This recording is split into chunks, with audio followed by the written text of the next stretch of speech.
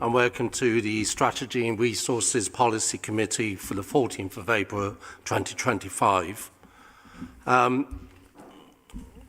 As we work through the meeting, for those who maybe haven't been here before, the screen should show questions and answers as we move forward, and also the agenda and the reports. So first of all, I'd like to welcome members of the committee to the meeting, and to officers and also to members of the public in the public gallery. Just so that everybody is aware, the meeting is being webcast, so everything you say will be in the public record. Just quickly outline the emergency evacuation procedure. In the event of the alarm sounding, and we're not expecting to have a fire drill, but if the alarm does sound, please leave the room calmly, exit the building via the lobby area that you would have come through. When you get to the top of the ramp, turn right and then move down to the bottom of the ramp in the direction of Bristol Cathedral, and then if you then wait at the west end of Bristol Cathedral so that fire marshals can sign you off. Okay, we'll move on to agenda item number 2. First of all, my name's Councillor Tony Dyer. I'm the chair of the Strategy and Resources Committee. Normally, the vice chair of Strategy and Resources will be Councillor Caroline Goots, but Caroline has sent her apologies and Councillor Andrew Brown is substituting. Similarly, Councillor Abdul Malik has sent his apologies and Councillor David Wilcox is substituting. Thank you both for attending today. Also, Alan Davis, who is the chair of the Bristol Disability Equality Commission, was due to attend for item 9, but unfortunately is ill and sends his apologies. And I'd just like to wish Alan a swift recovery. Can I check if there are any other apologies or substitutions, Ian? No. Excellent, thank you. Agenda item number 3 is declarations of interest. Before I ask members of the committee for any declarations of interest, I need to declare an interest of my own, which is in regard to agenda item number 11, which is the Sounds of the South West Delivery Phase funding bid. The reason why I'm declaring an interest is because this is in relation to my position as a trustee of the Bristol Museums Development Trust.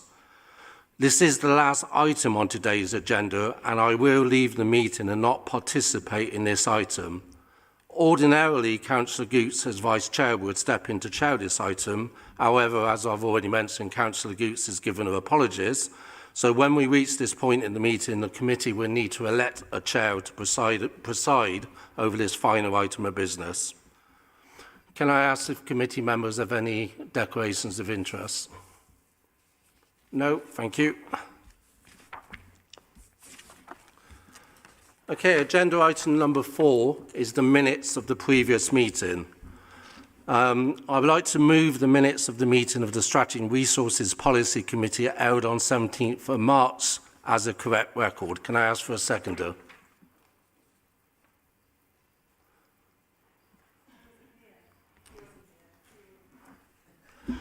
Tom, are you happy to second? Thank you. So for all those members who were here, can I have a show of hands of those who were able to approve the minutes? Thank you. Okay, agenda item number 5 is Chair's announcements. I have no Chair's announcements at this stage, so that allows us to move on to agenda item number 6, which is public forum. We have a number of public questions, and then we'll move on to public statements. Up to 30 minutes are available for the public forum. The questions and replies were circulated to committee members and published on the website in advance of the meeting. Now, each questioner is permitted to ask up to 2 oral supplementary questions in total if they wish. A supplementary question must arise directly out of the original question or a reply, i.e. entirely fresh questions on other subjects are not permitted. Depending on the content of the supplementary questions, it may be necessary for a follow-up reply to be sent to the questioner. So we have 12 public questions. So question number 1 and question number 2 is from Jen Smith. Jen, do you have any follow-up questions?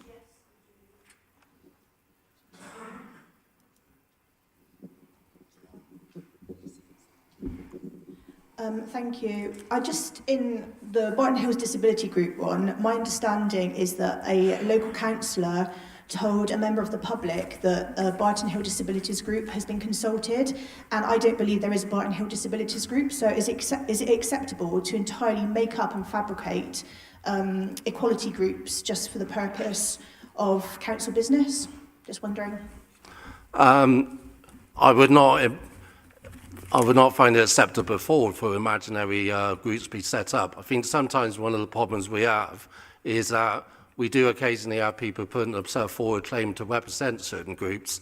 What I can say is that group, as was mentioned in the response to you, has not been included in putting together the report that we're discussing today. But no, it is not acceptable for imaginary groups. Okay, thank you. I have supplementary questions for my second one.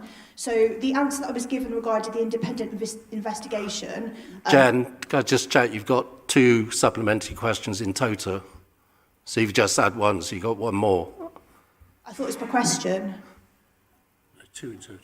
2 in total, sorry. Oh, thank you for your generosity. Okay, so I'll move straight on with this one. Regarding the independent investigation into surveillance, I don't think it's a constitutional answer, and I think it's fairly outrageous.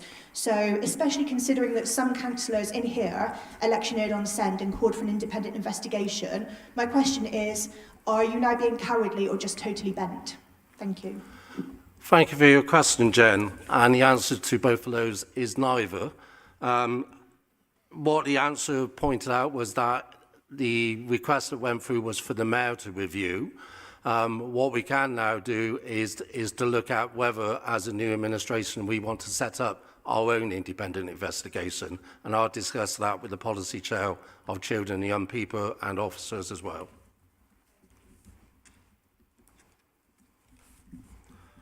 So question number 3 is from Melissa Toppin.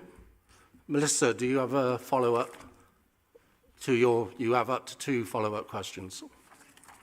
Yes, I do, please. To follow up, will you please commit to holding true and transparent consultations with many protected characteristics, overriding Transport Committee impact assessments that are based on invented disability groups and not reaching the appropriate communities?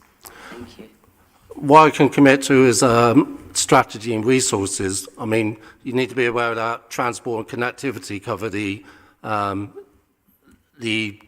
consultation that's been done so far. What I'm happy to commit to is that we will look at a review of what consultation has been done previously.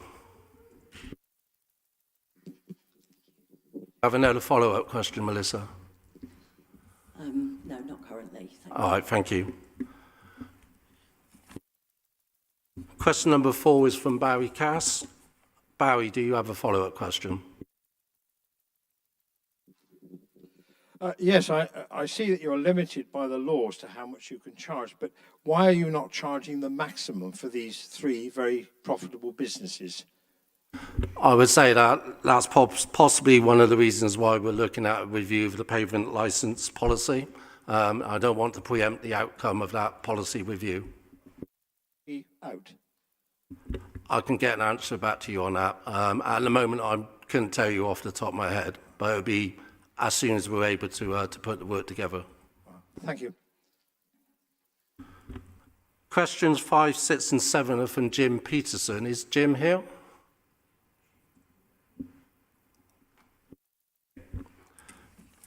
That takes us on to question number, bear with me. Questions 8, 9 and 10 from Dan Ackroyd. Dan, do you have any follow-up questions? Follow up to my question 10 about the FOI appeal. first supplementary is, why haven't you taken any action to sort out the FOI department in Bristol over the past year? Dan, can you repeat that a bit loudly? I can hear you. Why haven't you taken any action to sort out the FOI request process in Bristol over the past year? Action has been taken and it's an ongoing process. We have reviewed some of the FOI procedures and we will continue to do so. Do you have another follow-up question, Dan? No. Thank you. Questions 11 and 12 are from Caroline Dunn. Caroline, do you have any follow-up questions? Wait for the microphone. Oh, have you got a microphone now? Hello. Right. With respect to question 11, which you've attempted to answer, and does at least say something in its context, can you please act as a committee to prevent Sustrans, either employees or members, from doing and carrying out EQIAs, especially in consideration to accessibility, but with respect to transport generally? What we tend to do on impacts assessment, EQIAs are carried out following a very clear process. We do bring in external expertise on particular areas of transport, whether that be cycling, pedestrian or motor transport. What I can commit to is ensuring that that's done correctly. What I'm trying to ascertain is whether or not you can actually stop Sustrans members or employees from doing EQIAs. As an employee of Bristol City Council, it is quite within the council executive's aegis to be able to say that certain employees could be recused certain practices. The reason I ask this, which is rather sort of going again at the same thing, is because I think it would greatly enhance public perception of the process and the credibility of the council. But what I can reassure you is that we take our public sector equalities duties very seriously. And if there is any concerns about somebody misusing their position to influence the outcome of equality impact assessments, I would definitely follow that up with officers.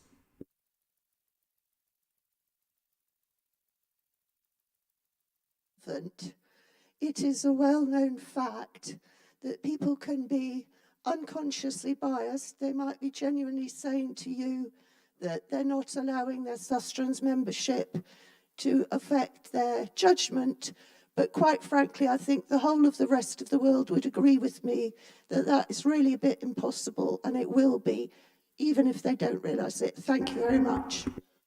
You're welcome, and I think, to be fair, that applies to people from all sorts of organisations, that they have to be aware of their own unconscious bias. But thank you, Caroline. That brings us on to public statements. So, Caroline, you had up to 2, in fact, you had 3 follow-up questions. So you've used all your questions? No, as I explained to Jen earlier, you're only allowed 2 responses overall.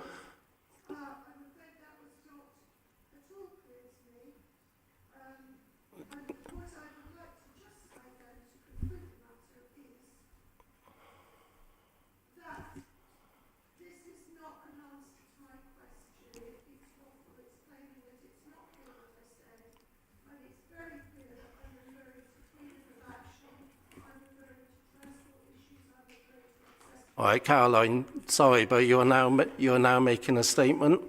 What you can do, yeah, but we need to move on because we have other members. All right, thank you. No problem. And you can also, I mean, you have a chance to make your statement later as well, don't forget. Okay, Jen Smith, you have a statement? Today's paper on the council motion, Make Bristol the UK's most accessible city, and in conjunction with the answers I received for this very meeting, show that Bristol City Council will only tackle issues of disability, which to them hits maximum PR with minimal reputational damage. But this council has cut the ability for SEND young people to get to their placements. You're talking about equity for disabled people, including proactively removing barriers, and yet you continue to block access to education. Additionally, this is a very safe motion, isn't it? Which is why it's progressed. But this council, including its leadership, are protecting council officers that have targeted SEND parents and spied on them. Even now, nearly 3 years later, this council persists in covering up the fact its officers, including those at executive director level, spied on Bristol residents. This disgraceful cover-up remains unchallenged by the weak men presiding over it. Men who are bent, weak, cowards, and you totally disgrace Bristol. That goes to you too, Tony Dyer. Thank you, Jen. Statement number 2 is from Melissa Toppin. Melissa?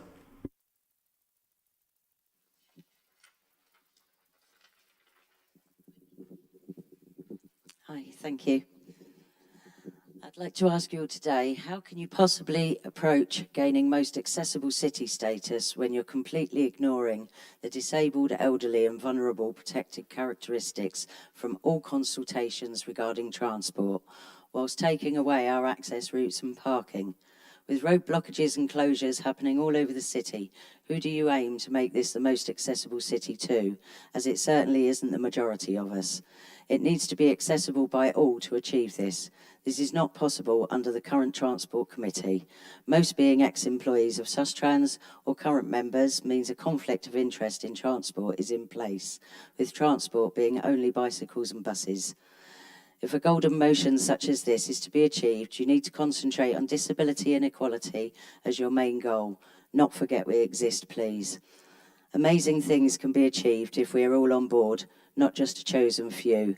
Please make sure the Transport Committee adheres to impact assessment requirements in full, not just box-ticking exercises, following Equalities Act 2010 and Transport Act in full. Throughout transport systems and among policymakers, accessibility urgently needs to be recognised as an issue of human rights and protection from discrimination, not as an optional customer service matter. It is also frequently a health and safety issue. Failures should be vanishingly rare, not commonplace. We are disabled by society's lack of willingness to accommodate us, not just our disabilities. Plans should involve nothing about us without us. Thank you for your time today. Thank you, Melissa. Statement number 3 is from Bets Martin. Is Bets Martin here? Statement number 4 is from Peter, no surname. Okay, statement number 5 is, and my apologies, I'm going to get your name wrong, Halima Waheli.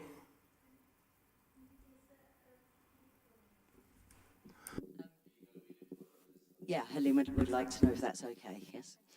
Thank you. Right. I stand here today to highlight the serious consequences of the so-called livable neighbourhood scheme in Bristol, because for many of us it is anything but livable. People with disabilities are struggling to access their own homes due to road restrictions. Parents are watching their children arrive late to school because the roads they once used are now blocked. Businesses are suffering as customers struggle to reach them. And most alarmingly, emergency services have already been blocked from reaching people in urgent need. Just recently, an ambulance was delayed, costing precious minutes that could mean the difference between life and death. We are told that training emergency services will solve this, but how do you train an ambulance to drive through a road that no longer exists? With so many high-rises in the area, the risk of fires is real, and delays in emergency response times could be catastrophic. People are anxious, and rightfully so. Despite clear evidence of these problems, our concerns are being ignored. Why are the voices of the people who live here being dismissed? Why are the warnings from residents, businesses, and emergency responders being overlooked? This scheme is not making our neighbourhood more livable, it is making it more dangerous.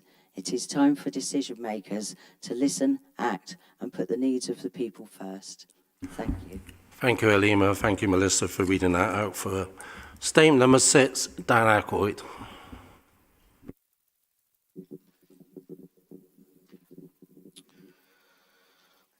I am really surprised by this council's lack of action on improving openness. When Ed Plowden had to issue a judicial review to get a working paper out of the previous administration, it was unacceptable. The Green Party spent a lot of time talking about openness and transparency when they were in opposition, and although you may have done reviews in private, no action has been taken in public. Questions at committee meetings are still being told that the information isn't available through the committee and that people should make an FOI request. When they make an FOI request, people are told that the paper isn't going to be published for various made-up reasons. I'm just astounded by how you behaved in opposition and how you're acting in governance. Thank you, Mr. Aykroyd. Statement number 7, Caroline. And Caroline, please do take your time on this.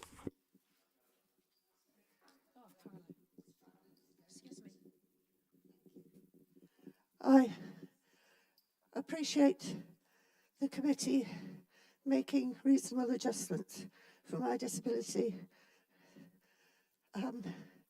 Right. I'm here to talk about the golden motion and the extra amendment. Now, this amendment seems a really nice step forward, but when you remember, unfortunately, very close in one's mind, that Smith, executive officer, took an array of police and contractors into the EBLN and intimidated the locals at 3 a.m. one morning without any foreknowledge of the cost, and bringing Bristol into disrepute, and that there's been absolutely no attempt to consult or collaborate with the EBLN, which I'm not part of. I live somewhere completely different, but they have been badly treated, right? The trouble is that when you have actions like this, it does not encourage trust in the council or in this committee or in any committees, or belief that the amendment is more than lip speak, which is why in my statement I say, is it lip speak? I don't know, because I genuinely now, following the 13th of March incident, do not know.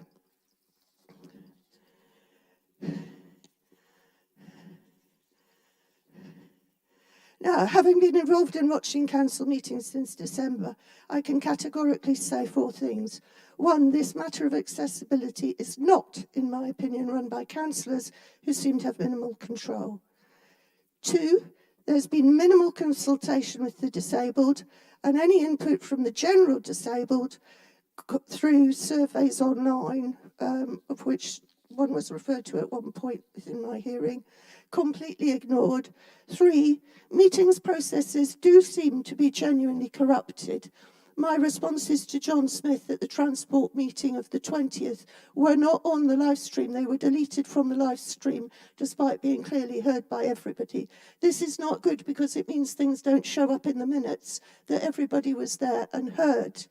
And you have to have accurate minutes, in order to have any chance of proper due process being carried through by anyone. And 4, the PSED is not being complied with. Now, I have not come here to beat all of you up because I realise you're the policy committee, and what has been happening in Transport Committee is not necessarily your responsibility in the direct, immediate event, but it is within your control because you are the policy committee. So let me be clear. The public sector equity duty does not mean you carry out a consultation and the majority say it's fine, so you go ahead. It means you consult the disabled generally and you institute remedial actions to remove problems and put them back in the position of non-disabled people as far as that is possible. You could never do anything about my heart. It is a completely different logic from the one that we've all been brought up with, luckily, in this country, frequently, where the idea is generally it is the greatest good for the greatest number. This nice philosophical idea does not apply in any way whatsoever to the PSED. The PSED is about what can we do to ensure that disabled people get the same benefits as non-disabled people if we do this, and what can we do, and it's to make sure that you do not deprive disabled people of what they already have. So the idea is, how can we help the disabled to join in? How can we keep them at least where they are if we cannot actually move them forward?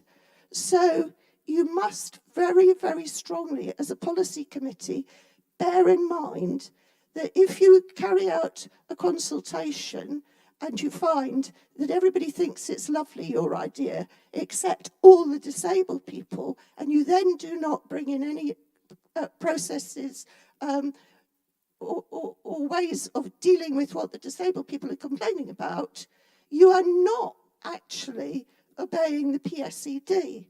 So I have come here to ask you, as the policy committee, please, in the first instance, it is very clear, no committee cannot do anything to help the disabled people to maintain their position, to make sure that Bristol City Council carries out the public sector equity duty without, at very first step, proper consultation with the disabled generally. And talking to the Disability Commission, which seems to operate like an unelected Quango, isn't good enough. So I would like the policy committee to do something to ensure that all these disabled groups that you refer to do actually institute forthwith democratic practices to consult their membership properly so that they can genuinely know how to represent the membership's views and wishes and comments properly. And I would like to ask you, although I have no idea whether it's possible, if somebody this afternoon could please produce an extra amendment to this amendment today, because it just needs to be quite simple, to that effect. You can control these groups because BDEF, which I've been asking all last year if it would do this, is refused, for example. You can do this because you either hugely fund or completely fund the groups involved, and he who pays the piper definitely calls the tune. And if you ask them, you can actually tell them. So I would like the committee to do something positive today to produce much better quality consultation so that we do not have people coming here berating councillors about the lack of consultation. Thank you when you're relying on groups that are not doing it, which you obviously must not have been aware of. Thank you very much. Thank you, Caroline. Okay, that brings us to the end of public forum. We'll now move on to the next agenda item, which is agenda item number 7, which is the Q4 2024 to 2025 Corporate Risk Report. This report provides an update on current significant strategic risks to achieving the Council's objectives as set out in the Corporate Strategy 2022 to 2027, and it summarises progress in managing the risks and actions being taken as at Q4 2024-2025. There are no decisions to be taken on this report, which is for information, and I'd like to invite Joachim Adenisi, the Senior Risk and Insurance Officer, to introduce and outline the report. Joachim. Thank you very much, Chair. Good afternoon, members. This is the Q4 Corporate Risk Report. This report is quite the accumulation of what we've done coming to the year end. And I'm happy to say, which I do come here and announce every quarter, that we have 3 improving risks. And it's of importance to the improving risk because one of them is the risk where we've had a couple of deep dives to investigate why there's been static for a while. And my colleagues have really gone the last few months working on all those mitigations. I'm quite pleased to see some of those improving risk related to one of those where the members really look at investigation and challenge the members and colleagues in it. We're escalating one risk this quarter, which is CRR 64. This is a new risk we're bringing to the attention. We're escalating at the corporate risk level. It's been managed, but strictly is about the adult social care, looking at the care market failure resulting in inflationary pressure. So we're kind of just proactively highlighting these potential uncertainties. And there are action plans. We've highlighted 2 mitigation action plans in order to look at how we're going to reflect or respond to the pressure at the moment. One critical risk is still there, CRR 60. We'll be managing it. If you look at the Appendix A, some of the actions due 31st of March actually have been completed because as at the time of this report, it was 17th of March. I think from Q1 2025-26, we'll begin to see the full alignment. I think we've come from the new season of the Cabinet Committee trying to catch up with all the cut-off dates. So they've implemented most of the one that's due for 31st of March, and the rest are ongoing. So lots of action going on with CRR 60. Non-deteriorating, so that's actually good. And the reason why I think that's good, because if you look at, I'm going to discuss the dashboard in terms of how colleagues are interacting with risk information. You can see the correlation between the fact that people are now actively engaging, and if there's something, they quickly intervene and supply the information as well. So the 3 improving risks have been proposed for de-escalation, not from the corporate risk register, but to be handled at the EDM level, so that we can have new risk coming up, and the ones that we feel the mitigations are effective, the controls are working, we can delegate the responsibility to the directors. They keep an eye on it. If anything happens, if any of the risks should deteriorate, I'm definitely going to bring it back here for information. In this quarter, we have 25 mitigations actions completed. Again, although we're still going to get more analytics to see the correlation between how we're completing mitigations and the improvement we're having on risk progress. 6 interconnected, well listed to the CRR 13. We've added a new one escalated there. The one emerging risk, I'd hope that by this quarter, I'll actually be able to completely de-escalate or remove it. But we have actually, as at this quarter, just to check the numbers, we have we have conducted 1,272 assessments, and the assessments are quite positive, nothing to worry about. We have just a few, about 222 left, which I believe by this quarter I will look at. That's just trying to proactively check whether the council will be exposed to RACC. So I feel by Q1 2025-26 we'll have a full picture, and we've tracked this particular emerging risk effectively from the beginning. The news broke nationally, as the council will be monitoring it to see whether we'll be exposed or not. And I also have attached the dashboard, which shows us the level of engagement with members, so with colleagues. This quarter, I mean, all the colleagues will be able to put all the actions in. Now, I'm not saying that we're perfect in terms of what we're doing. What we've seen is the fact that colleagues are putting more effort to at least engage, check the actions, and update. Only one in amber, and the reason because the colleague in question is on maternity leave. And so we hope by the time she's back, another few days we'll be able to update that. So that's the summary of our Q4 that we've done this year. Any question?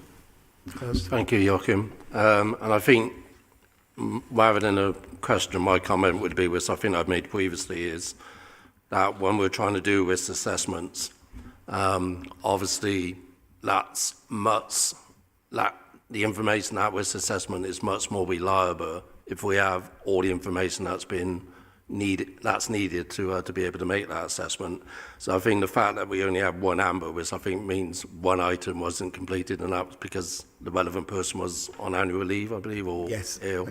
So it means that our risk assessments should be more reliable because they're based on more complete information. Is that yours? Yes, definitely. That's what we do. So we design our own self-assessment to just allow DMTs to check how frequent or what they're doing. This is not about this, it's about how they're engaging with the data itself and how they're giving us information. So And I think that momentum will continue. We've introduced in the Q4 for colleagues to start now adding the financial figures. And that's going to really, really be useful. So we can begin to plan to look at the cost of mitigation, potential cost of risk in the future, and we can have more predictability to our potentials, either positive or negative. And that's going to be powerful for what Andy and the team are working on in planning for the budget in the future as well. Yeah. Okay, thank you. Do you have any questions or comments from committee members? John. Thanks, Chair, and thanks for your report, Joachim. It's very good. It's always useful to have it, and it reassures us. You've picked up a new or escalating risk, which is the possibility that some providers of care to local authorities, and particularly to Bristol, might unfortunately get into financial difficulties. That's been picked up by the national press as well. So it's a real risk, and well done for picking it up and adding it onto your list. Do you know, have any got into financial difficulties as yet? I know you're monitoring it, but have we had any problems yet? I think we're just planning, but what I can do is to do further investigation and get back to you on that. So we're just being proactive because we know it's happening nationally. So as a council, we're just trying to make sure that this is uncertain, we're potential, so we start doing something about it quickly. That's the position we've taken. Councillor Brown, then Councillor Wilcox, and then Tim, did you have your hand up? Thanks. I just wanted to make a general point about the risk reporting, because this is the first time that I've been on a committee that's looked at the whole of the corporate risk register since I was chair of audit some time ago. And coming to it in the preparation for this meeting, my impression was that it was much more robust in terms of the level of detail and information there. So I think that shows that there has been, some of that progress that you've talked about in terms of ownership and active management of it within the organisation. And I think the other thing that I would say is, we've got moved into this committee system, and I feel much more, as a committee chair, and I hope the other committee chairs feel similarly, much more ownership about the risks within our areas. And I think that sort of helps in my assurance. So I can read this and I can see the CRR, whatever number it is, 12, the emergency planning response, and I can, I can read that. It's been constant at 21, but I also know I am also receiving assurance from my officers within my committee. About the activity that's going on, the mitigations that are going on underneath, and I imagine the other chairs also feel that similar reassurance that the organisation is acting on mitigating risk. Thank you. David.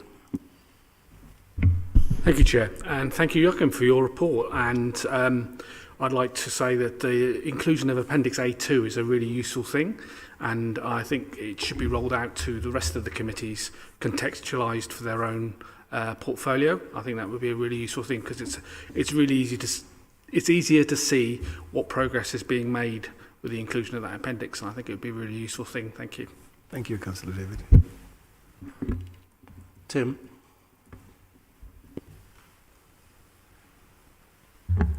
Yeah, thanks, Chair. I think it's probably a question you're not going to be able to answer, but as this report comes to the committee, I'll ask it.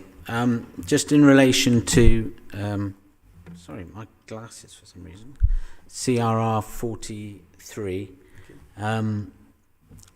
which is the sustainable transport risks, and we've been aware for some time that non-delivery of some of these projects will be a high risk, and mitigations have been in place to try and bring them down. I note at the recent WECA hustings that all 5 of the candidates there, when talking about transport, or 6 was it? Well, I think one of them didn't attend, I believe. Said that they weren't in favour of the Park Street closures, which is one of the major programmes in the CRSTS. So I'm wondering how much, if that programme didn't go ahead, how much of an impact that would have on this risk, whether it would push it as far up as into the red, or whether You know, because I think 15 is quite low at the moment. So I appreciate you're probably not going to be able to answer that now, but it would be useful to know how much that will push that risk up if that particular programme doesn't get approved by whoever the next mayor of the West of England is. Joachim, I think Nick may want to come in on that. Yeah, thank you. So in terms of the CRSTS, the City Region Sustainable Transport Settlement Funding, there's a process of over-programming which allows for projects to be replaced if some projects go forward. In relation to this risk, if there was a project that wasn't delivered, then it could have an impact on the overall risk to the outcomes that are delivered from that programme within the city. So there's that impact that could take place, which could affect a risk score. That's slightly different from the impact upon the funding because the over-programming addresses the funding risk. I think what I'll just add, Tim, is that as politicians, we're used to the fact that every time there's an election, there's always some change going on. So that will have an impact on some risks. It may make other risks less risky. And I think that's part of the world that we live in as as elected members operating within the local authority, is that we got an election. After May the 1st, there may be decisions made by the incoming West of England Combined Authority mayor that may have an impact on several schemes that we're currently working on.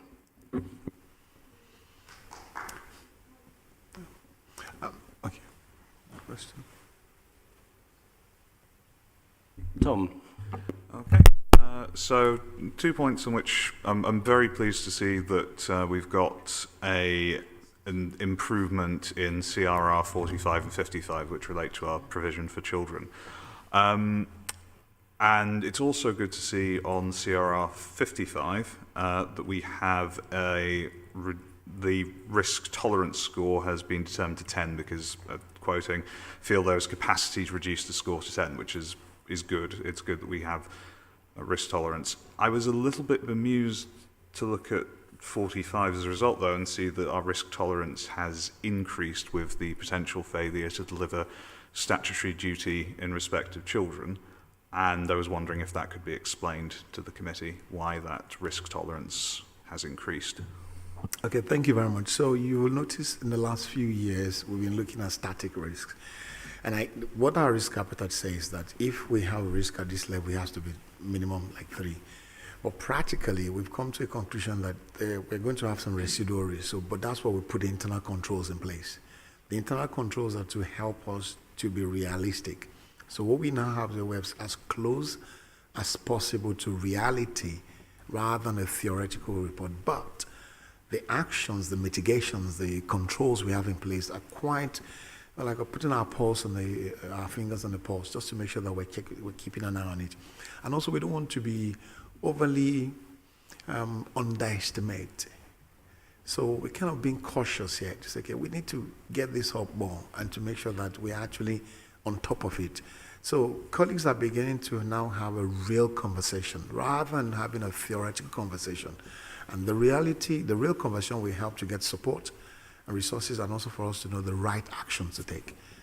So that's where we are as a council and maturity now.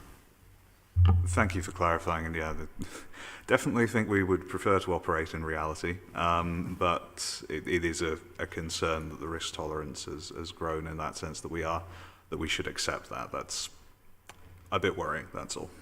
But thank you for clarifying. Any more questions or comments? Okay, in that case, can I put that report forward as being noted by the committee? Sorry, Andy.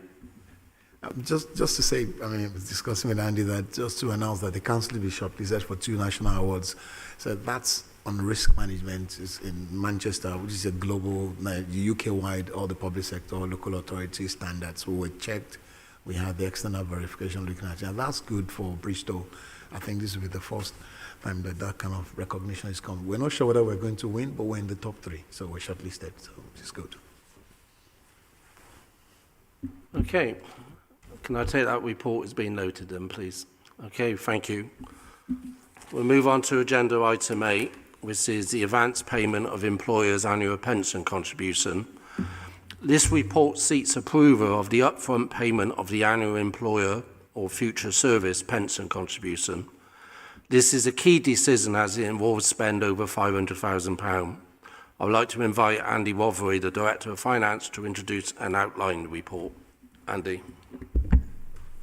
Thank you, Chair. And I've just got a few words to give an overview of this paper. So every year we've got the option with the Avon Pension Fund to make an advance payment instead of making the payment by monthly instalments to our payroll run. So what the paper sets out in terms of being a key decision, it's an advance payment of around £36.5 million.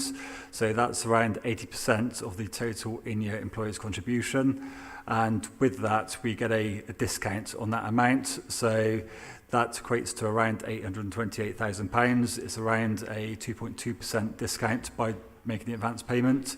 To kind of explain it, by putting the money into the fund earlier, the Avon Pension Fund can get a better return on that investment for employers in the pension scheme. So that means that the fund's going to generate more money through investing now than we would be able to generate by holding it in our own bank account. So it creates a net benefit to us, and we have a £700,000 saving from this built into the budget because it's good cash management to do this. It is something that's been in place for quite a while now with the Avon Pension Fund. Thank you, Chair.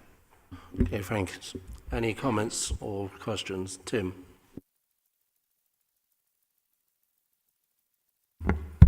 Yeah, thanks, Andy. I just wanted to clarify that we've already budgeted to make this saving in our budget, have we?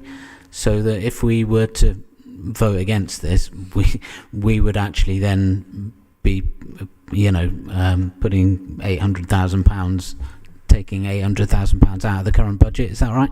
So the opportunity has been built into the budget, but you're right. If the committee did vote against it, my team would have a challenge to basically look for return through other Treasury activity to try and mitigate that income target, basically that reduction in budget. So just a quick follow-up to that, which just occurred to me. In other committees, we have been told previously that if we were to vote against something which has already been budgeted for, that we would have to put forward alternate proposals to cover that amount of money. So just for clarity in this system, is that the case or is that not the case? It's my belief that it's not the case that we would have to put forward alternative proposals to save the money, but it would then be for officers to bring forward alternative proposals. But we have been told the opposite in the past, so I just want some clarity on that. Okay, I think it'd be good practice if you brought in an alternative source of the funding. But yeah, Nick, do you want to comment on that? I think you've just said it, Chair. I mean, of course, if we are making decisions within the committee that have financial implications, then often officer advice is needed, and Andy's just given the advice in relation to this report.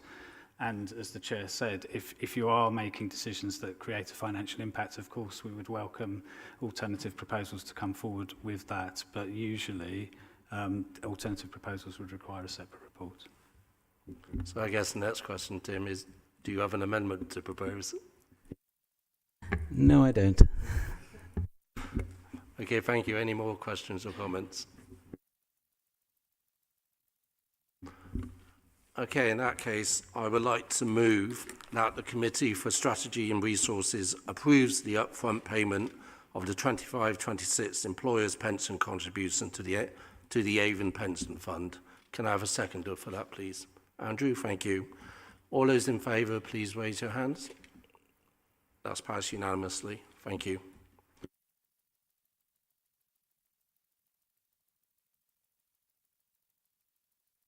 That brings us on to agenda item number 9, which is an update on the Council's motion to make Bristol the UK's most accessible city. Just to set the context for this item, a former motion to make Bristol the UK's most accessible city was approved by full council in October 2024. Now, the transport-focused content within that motion is being addressed via the Transport and Connectivity Policy Committee. This report provides a broader update and seeks the committee's views on the first 4 actions within the resolution section of the motion, which are cross-cutting council-wide issues. I would like to invite Tim Bowett, Director of Policy, Strategy and Digital, to introduce and outline the report. Tim. Thank you, Chair. Afternoon, councillors. So this report provides an update on some of the general actions around embedding disability equity in the council's policy and strategy framework. I think probably Public Forum did some of my job for me today, and there are high aspirations both in the motion and in our policy framework. But those really do have to be seen and felt by everybody for them to really make the difference. And so whilst we are focusing today on the policy elements and how we can further embed that thinking, if I put my performance hat on, I would absolutely say this council's got quite a journey of improvement still to do around its approach to the social model of disability and embedding disability equity in what we do.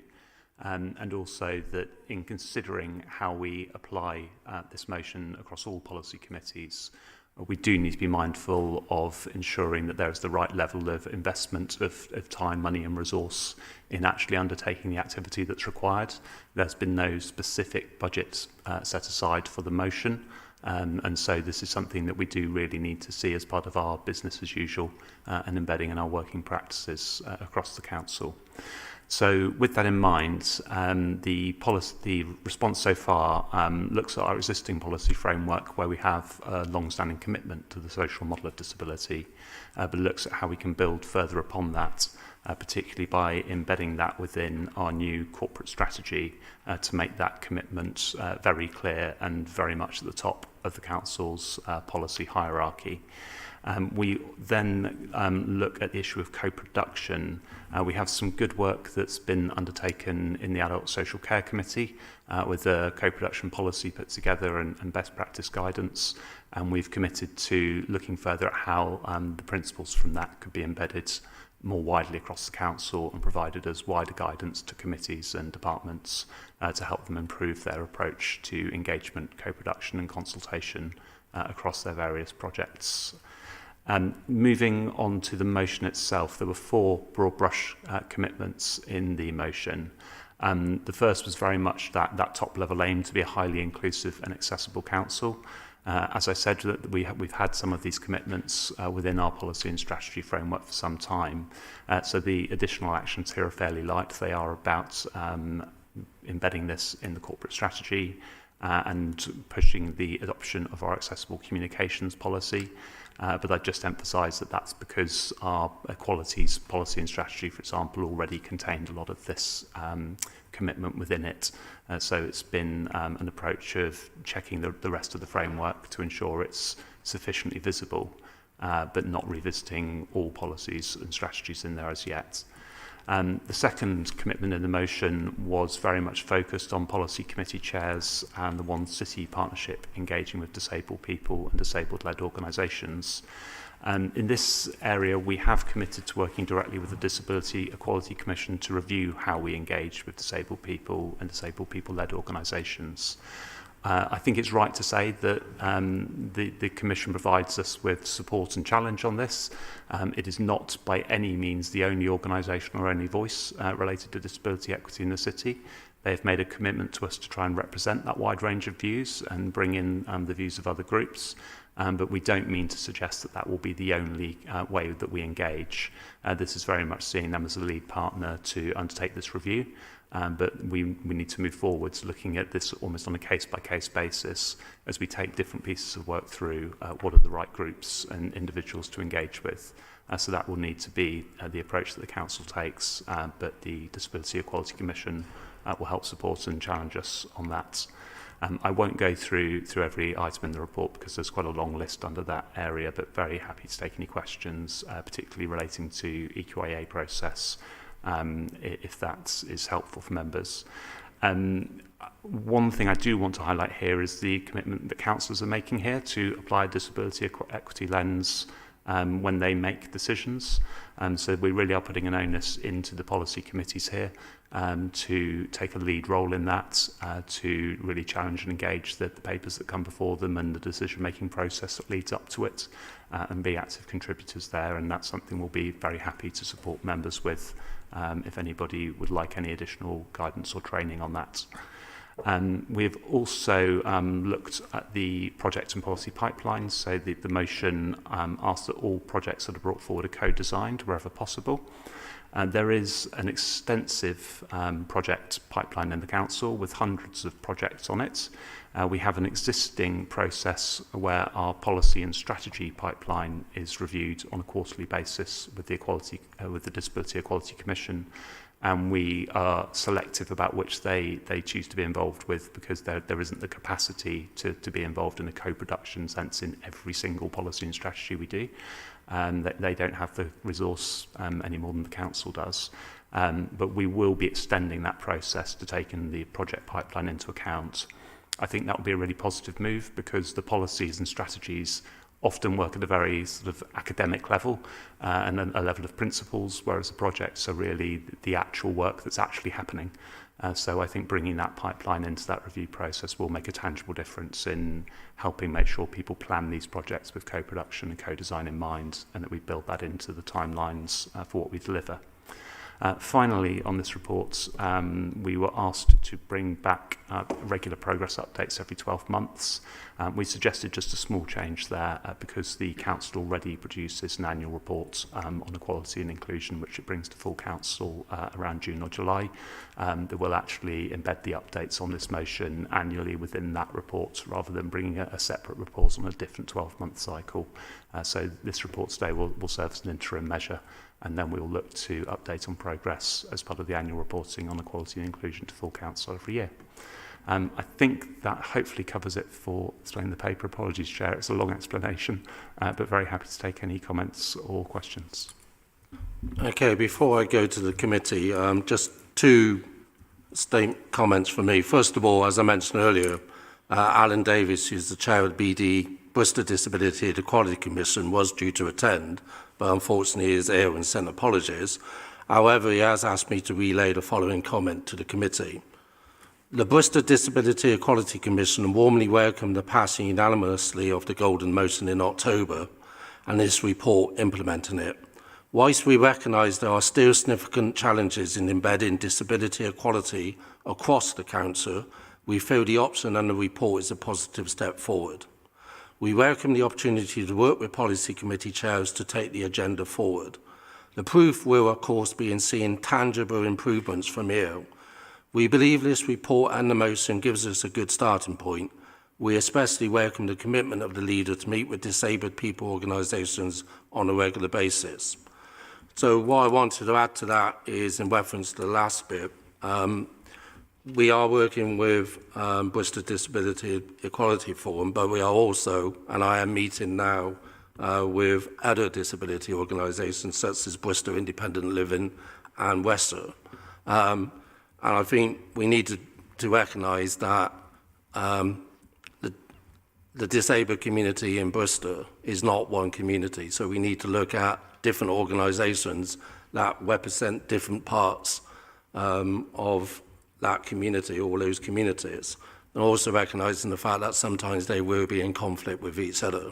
I think the other thing is also about making sure that when we engage with groups, that we do ensure that they are representative groups or not astroturf groups of some type that have just been set up. And I think the other key thing is we need to see tangible improvements, because I think, for a long time, we've had a lot of talk about this, and we haven't necessarily seen the improvements in action. So if I look at, for example, the railway stations in South Worcester, such as Bemiston and Parsons Street,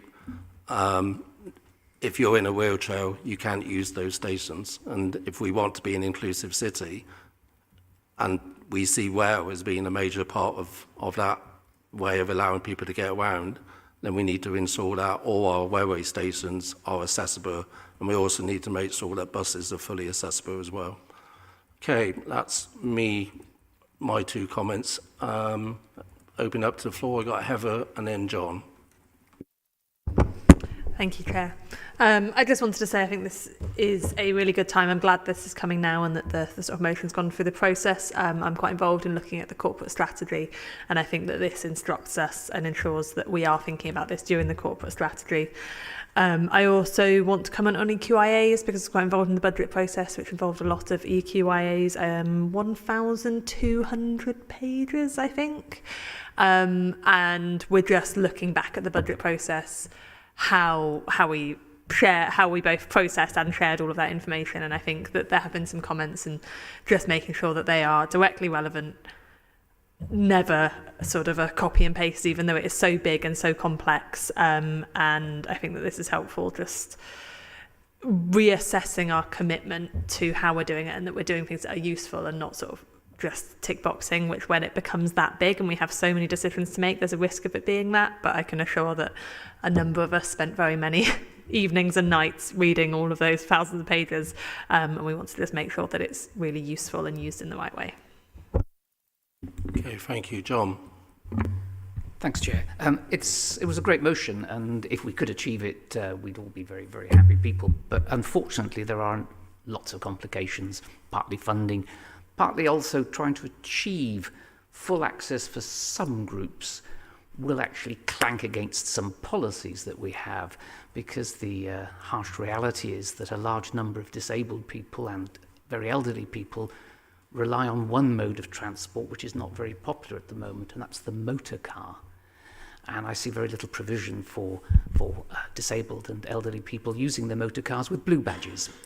For example, Park Street, we're going to close it to all motorists, including disabled motorists, including very elderly motorists who use their blue badges. Indeed, but that's the intention. If we were truly keen to make Bristol an accessible city, we'd have to make an exception, I think, for the seriously disabled. When we talk about disabled groups, two people come to mind, and they're both relatives of mine, so I hope you don't mind if I mention them. So one is my brother-in-law, who unfortunately had polio as a child, and as a result wasn't able to walk apart from with crutches. But otherwise he led a very fulfilling life, and he was able to drive. And he had a blue badge, and because he had the blue badge, he was able to park in and go to all sorts of places. He couldn't use public transport. Great shame, but he just could not use public transport. And he certainly couldn't cycle, and he couldn't walk. So if you wanted to make Bristol an accessible city for him, you have to find some way of allowing him to use the car. Now, my mother's in a different, she's passed away, but she was in a different category. In her 70s, she loved her bus pass. Nothing was better because it gave her free transport, and she was very thrifty.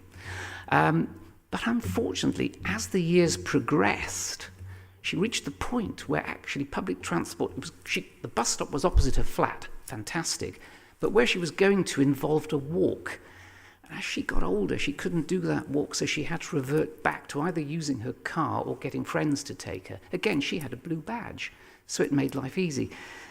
And this is the problem you've got, that you're almost trying to forget that whilst some disabled groups, some elderly people will be able to use public transport, and we do need to make public transport accessible, there will always be those who unfortunately are going to need their car. And I think when we're looking at restricting car use, we do have to differentiate between the commuter, the motorist, and those who are disabled, whose only mode of transport is the car. Thank you. Okay, I had a forest of hands go up almost at once. Tim, I provoked some thought. Tim, you were slightly first. Well, I was just indicating to you, Chair, something about I fully agree with what everybody's been saying about needing to make this actually happen rather than just been talk. But I did just want to pick up John on his comments there about the Park Street proposals, because as a member of the Transport Committee I should point out that access under those proposals is still available to cars to Park Street. It just means that you can't drive through Park Street from one end to the other, but there you will be able to access it from both sides. we had concerns about it for other reasons, mainly about the diversion of traffic along through past the Children's Hospital. But in terms of access to Park Street, even if that goes ahead, people will still be able to access Park Street in their cars. So I just wanted to clarify that. Okay, and did you have another comment in general? Anybody else want to come in on that? Or any further comments? Annie? Yeah, just as a further comment, a little bit of a question as well, actually. Firstly, just about Park Street as ward member for it, and also a person with disabilities myself, particularly physical disabilities, and I'm particularly at risk of air pollution. And I live quite close to Park Street, and I welcome the changes because for a large range of people with disabilities, it will actually be very beneficial as well. And not everybody who has a physical disability has a car or needs a car, but for those that do need a car, I understand that these changes will make it easier for those people to get around with a car because there'll be less other people on the road. And I think that's really important as well for us to sort of keep in mind with it. And from my conversations with the transport team, I know that they are taking the social model of disability very much to heart and key to all of their decisions. What I wanted to ask was, given the concern about some of the changes, could you sort of just expand slightly on the ways that you'll make it really easy for different disability groups and people with disabilities to engage with it, and so that they can all feel like they're heard? Yes, thank you. I won't try and give you the definitive answer because one of the actions here is around reviewing our communication and engagement strategy to answer that question. What I would like to see is for us to build up a stronger directory of contacts in the disability equity formal organisation groups, but also start to look into how we can access individual level information of people with their consents who do want to be involved, so that we have a better understanding of how to contact individuals, of what needs they might have in terms of access to that information, and what format we undertake that engagement or consultation, so that we can start to get into designing those better quality engagements with the public. And that's something that we'd like to roll out to departments across the council with appropriate training on how to do this well, not sort of fall into the pro forma approach or the just sort of put it out there and see who responds. So I'm sure we'll go further in the review and draw a lot more insights in that will hopefully improve that answer. And I suspect that will be a strategy that will either be back at this committee or with the chair for approval before it's implemented. Brilliant. So all those that feel like they've been kind of excluded will be able to sort of proactively get involved. That's great. Thank you.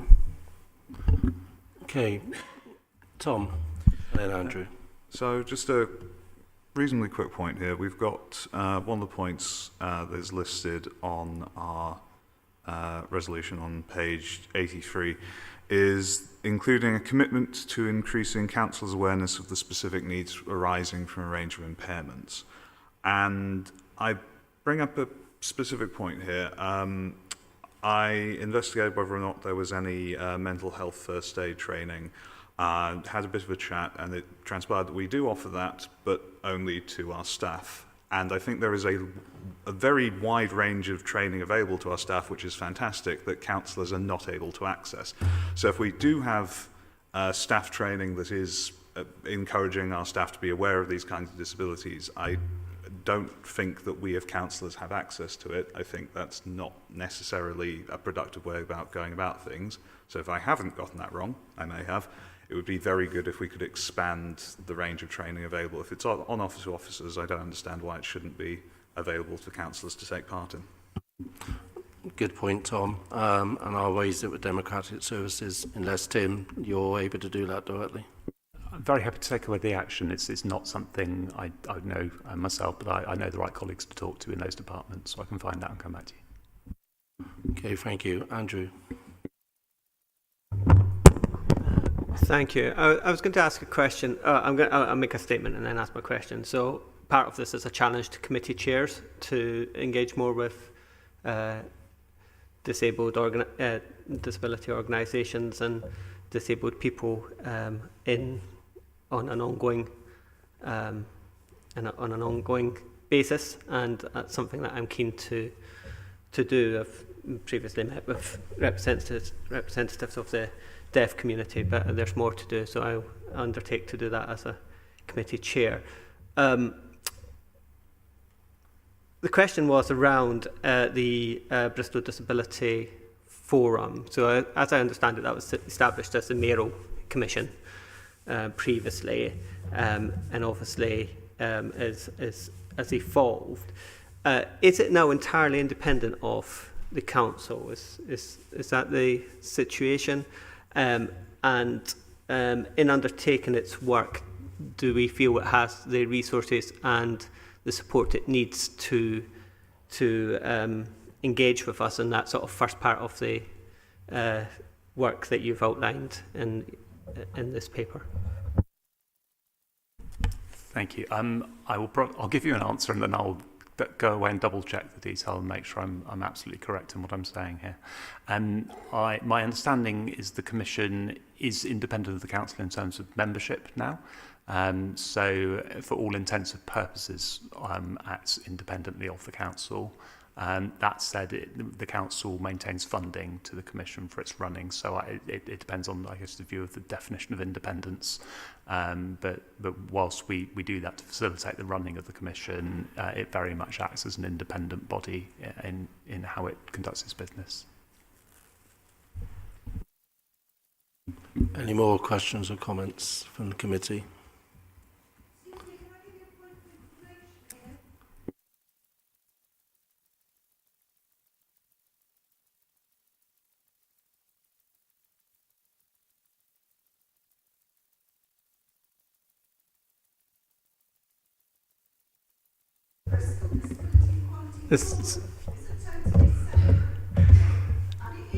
All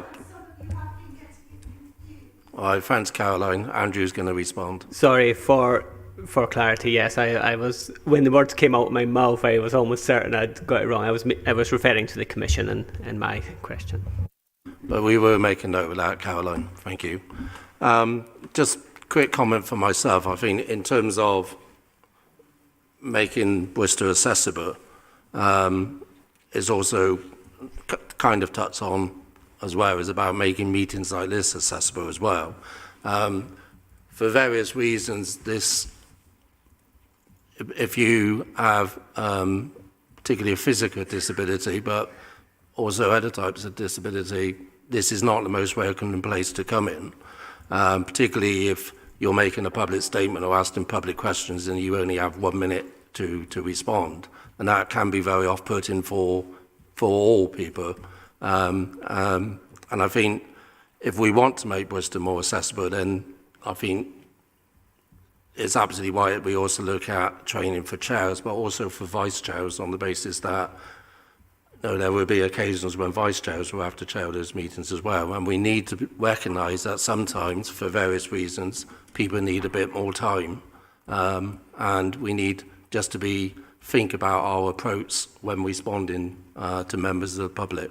I think that is something that we all need to learn from going forward. One of the other parts of this was it's not just about noting the commitments outlined in this report, but it's also about providing a further steer as we move forward to Tim and the team. And I think the steer I would make would be about making sure that we do, if we're doing a policy which is about accessibility, then we need to talk to the people who are most affected by that lack of accessibility, and we need to make sure that that also applies to us as a council as well as the wider city and what we can do. So that would be my steer. Any other comments or questions from members of the committee? Tim? Yes, just a very quick thought about the way we go about planning things. I know that often, we will plan something and then take it out for consultation, and I do think we need to look at sort of involving people at the point where we're looking at a problem, involving them in the discussions about what we want to achieve, rather than coming up with the solution and then consulting with people on it. Yeah, I think that's a good point. And it mentions in the report about co-production, and if we're going to have co-production, then that needs to be meaningful co-production. Councillor Mack? Yeah, I think this is really interesting, and I think that we need to strive for a higher trust way of working. So looking at the Concord Way in my ward, we were looking at rerouting, redesigning that, and actually we didn't go out with, or they, before, I think it's before last May, with different options. It went out with, is it more important to have a highly visible cycle route or save trees or for it to be off the road? And so those questions, rather than the specifics, it was what is the priority for this project and then designing it around that. There is just something really tricky that then there needs to be the amount of trust that those that inside the council we take those responses and then we come up with the project that best fits those responses. Yeah, so there is the challenges of how specific we get before we consult. Okay, thank you. So what I'm going to do, I'm going to draw this to a close. It's just to remind the committee to note the report as per the recommendations set out, together with the comments made by members during the discussion, which Ian has been marking down, plus comments made by members of the public as well, so that specific further actions can be captured in the minutes moving forward. And on that basis, what I would like to do is, I would like to ask the Committee for Strategy and Resources to note the commitments outlined in the report and provide a further scale at its discretion, which will be from the comments you made in asking questions and responding. Is everybody happy to note on that? Okay, thank you.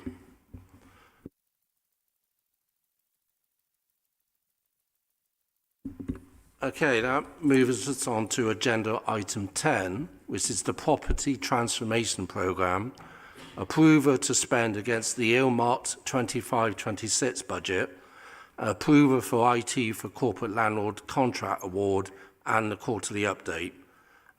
This report will seek approval to accept and spend the funding allocated in relation to the Property Transformation Programme for the 25-26 financial year, seeks approval to accept and spend the corporate landlord service budget in relation to an IT solution for the service, and informs and updates the committee on the scope and progress of the Property Transformation Programme. This is a key decision as it involves spend over £500,000, and I would like to invite Pete Anderson, Director of Property Assets and Infrastructure, to introduce and outline the report. Pete.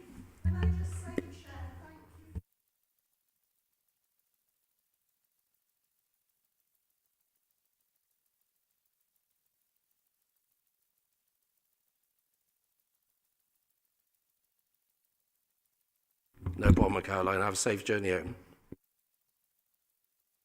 Peter. Thanks, Chair, and good afternoon, councillors.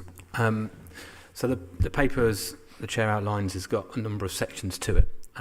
Just wanted to draw the attention initially to the Property Transformation Programme core areas, as detailed on page 109, in relation to create and introduce a new corporate landlord service. It's something which David, my colleague to my right, has been leading on to bring together a team, resources and an approach to ensure that ultimately we maximise and understand the efficient use of our assets and have a front door for the council that everyone, all departments can come to ensure that we can make the best decisions across our asset base, across all of our services, which will lead to service level agreements with each team, as well as asset management plans for all of the assets, all the operational assets that are being managed and occupied and services delivered from. And also a very strong focus on estate rationalisation in relation to having an estate that we understand that we've got the right resources in the right place. And we also have a surplus process which we are very clear and transparent with. We've been working through with the Task and Finish group through as an offshoot of this committee in relation to understanding what our approach is to surplus, what our approach is to community asset transfers, as well as a refresh of the property strategy. The report provides information in relation to our intention and purpose of tendering for a new IT solution for the corporate landlord service. We currently hold lots of data on our assets, but not in one place. So in relation to draw down information from finance, whether that be corporate finance or property finance linked to, for example, rent reviews, rental income, as well as information on our compliance and risk, as well as our soft FM services, having all this in one place to be able to interrogate, scrutinise and inform will make us more intelligent as a service and be able to manage our estate more effectively. The report also provides the ask in relation to funding. So the Property Transformation Programme is one of the core transformation programmes that's been outlined in the budget, and it was instigated in 2023. And the paper seeks and provides information on the breakdown of the streams of work within property transformation, with an ask of 1.7 million across the 8 to 9 strands of work as detailed in the report, with 472,000 held as a contingency by the Corporate Leadership Board for us to access if required, or make a request for the contingency. The paper in relation to the ICT for corporate landlord, the decision is in relation to use and to spend, and the paper clarifies the decision, which is for us to be able to use revenue funds moving forward based in the corporate landlord service from year 2. So the paper does detail the transformation money to enable us to procure and year 1 costs, and then the ongoing cost to be assumed within the corporate landlord service, which is within the profiled budget. So that's one of the key areas of the detail of the report. In terms of the property programme update, we've been bringing quarterly updates to this committee in relation to delivery of the key strands, and on page 112 there are various paragraphs providing information in terms of the progress that we've made, and I'm really pleased in terms of the progress that we have made during the year in relation to all of the strands of work. So we are on the journey to implement the corporate landlord service stroke model, which will include centralisation of budgets, and for us to have clear SLAs and service manager asset management plans with each service, which is being well received and working through as we speak. We currently have tendered for our hard FM contract as detailed on page 112. We haven't had an extension until July whilst we stand this new service up, and one of the recommendations of the report is, if we need to seek an extension of the current provider for 2 months to enable us to ensure that we can mobilise effectively. But that will result in a new SLA and a new approach to hard FM, which will realise savings. The ICT tender is live, and once again we're in the mobilisation stage, so that's really positive, as well as having concluded the corporate catering and events project as detailed in the report, and we're also in mobilisation for that project. I've made reference to the task and finish group for disposals and estate rationalisation. That work continues, and we will be bringing a report back to S&R committee in terms of the progress, as well as progress has been made internally in relation to the print and mail contract, in relation to we've now onboarded all of our services across the council with the outcome for us to be more efficient, but also reduce the use of paper. And the report also highlights the ongoing work that we've been delivering at 100 Temple Street in relation to working with several external organisations that we've been able to agree terms and rent space on the north wing of the building. So now the north wing of the building is fully occupied. We have a new reception at 100 Temple Street. So from an accessibility perspective, the access to the building from an officer's perspective is greatly been enhanced, and we are currently going through the remedial works to ensure that the ramp at the front of Temple Street is accessible too. In In terms of the financial target and progress, so there was a revenue target for the programme of 1.248, and we are currently forecasted to deliver 1.6. So the report mentions 1.3, but we are going through verification at year end, and we will be taking to report to delivery executive, which will hopefully achieve 1.6 from the 1.248, which is really positive. We are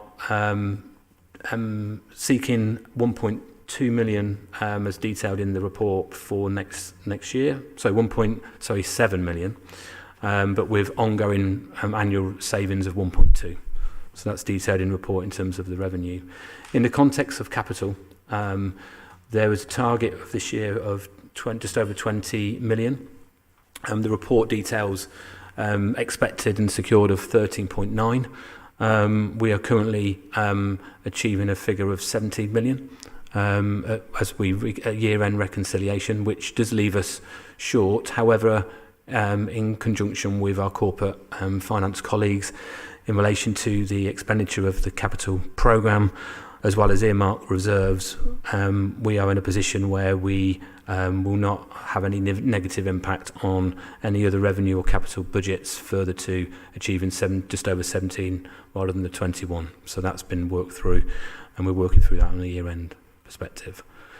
Next year's, the paper references the capital receipts target required for 25-26 of 45.5, which was approved in the council budget, and we continue to work on a capital receipts pipeline and surplus process to enable us to achieve the capital receipts moving forward into next year and beyond.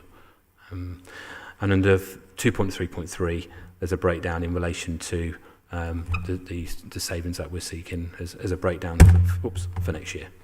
I'll hand back to the chair. Thanks. Okay, thank you, Pete. Before I pass over to the committee, just a couple of points of clarification. So obviously, this is a pretty wide range in our programme. So in terms of, if you look, for instance, the disposers, individual disposers will still need to go through the process to approve them. So they'll still come to strategy and resources. So we're not pre-approving any disposers. And likewise, the obvious one is the Botteyard Studio. We agreed to look at a potential buyer, but the decision about how that proceeds, it still has to be made. So we haven't made the final decision yet to dispose of the leasehold of the Botteyard Studios.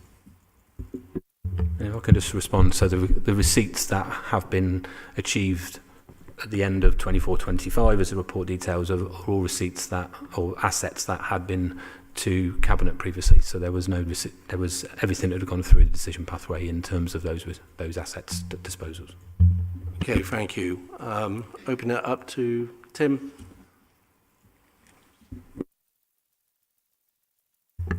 Yeah, thanks, Chair. I think we'd like to take a look at the recommendations first, and just first of all ask whether we can take those as a vote on each one.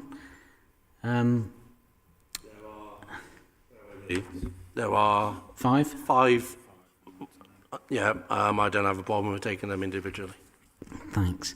The first one and the second one, to an extent, they both talk about programmes and projects. It's a bit woolly in terms of the recommendation. I presume that when it says projects identified, I presume it's talking about the projects that are in that table that is on page 111, rather than all the projects which are within the transformation programme. Yes, it's all the ones that are detailed on that page as within this programme. Yeah. And the one thing, and it is a bit confusing because the Botteyard is in there as one of those programmes, and that's to do with the funding to look at finding a purchaser. We think that's our understanding of it. Or not finding a purchaser. Or not finding a purchaser, yeah. That's correct. And I think that's correct. So that is it, because later on, under the exclusions, there's also the Botteyard's also listed in the table under exclusion, so we weren't quite sure whether it was included or not.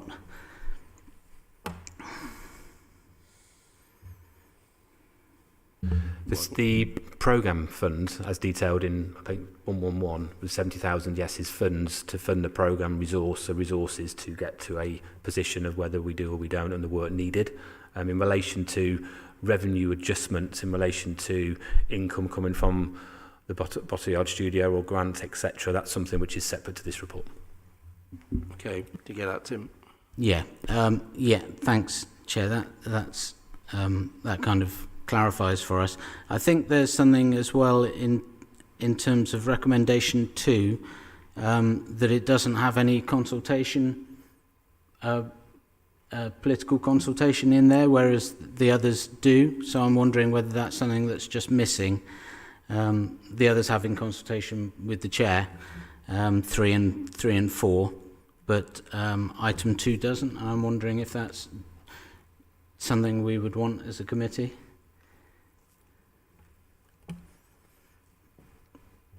I think the ones that outlined in the report, subject to the approval of the transformational budget by the Strategy and Resources Committee on the 25th of May. So the 25th of May will be bringing a report on all of the transformational programmes. So that's the caveat to this recommendation. 19th of May, sorry, not 25th. Yeah, so 25th of May, there'll be a report coming to Strategy and Resources, which will have further details. And at that point, we can look in what we'll probably do, because it's such a wide programme, we'll probably do a pre-briefing on that as well, so that everybody's clear about what's going to be coming in that recommendation. Okay, yeah, I mean, I think this is, the thing is that reading this, we weren't clear exactly what that recommendation's sort of covering and who has oversight of it. So you've kind of just made the point for me a bit there that, yeah, if it needs further clarification, it would have been useful if this was a bit clearer, but appreciate that. Yeah, I'm keen to get the views of the committee, even if there is dedicated decisions in some instances. Okay. I think in terms of the corporate landlord structure and the IT required for that, we're very happy with that, and absolutely need, we've seen many instances recently where our IT hasn't really been up to the job, so I'm very, very happy to get the best system in place there. Yeah. And just one other question, Chair. Is there still an estate and strategy board? That was something the estate and strategy board that was previously set up to oversee this, and is that still a thing? So so there's the Estate Strategy Board is a group currently chaired by Executive Director John Smith, which oversees the what we call the capital receipts tracker, so the asset tracker in relation to things that are working through the system, for us to align further to our asset surplus process, which we would follow and engage. We would then look at a point to final approval in terms of officers to be then taking them into the decision pathway. So it hasn't got delegated decision on a disposal. That process would still need to come through, or that decision through the committee.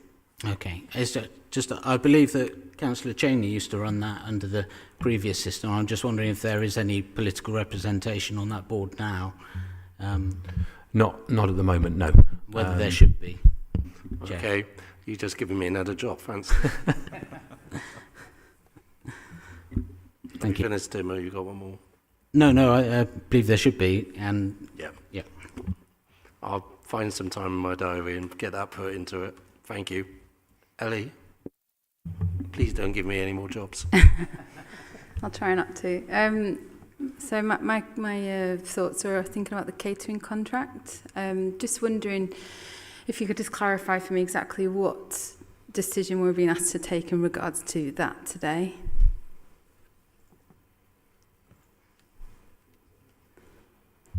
I think the decision is only linked to the resources needed moving forward to enable us to conclude the implementation of the actual new contract.